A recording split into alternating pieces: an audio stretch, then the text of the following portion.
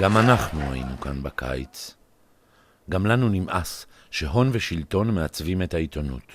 בוחרים מה נדע, מה נשמע, מה נחשוב. מגפון הוא עיתון חדש ועצמאי. עיתון צעיר עם עיתונאים ותיקים. אנחנו מחויבים לפרסם כל מה שעיתונים התלויים בהון או שלטון לא יכולים לפרסם. כל תרומה שלכם תאפשר לנו לבנות עיתון טוב יותר, אמיץ, ללא פשרות. תתרמו לנו, כדי שאותנו לא יוכלו להשתיק.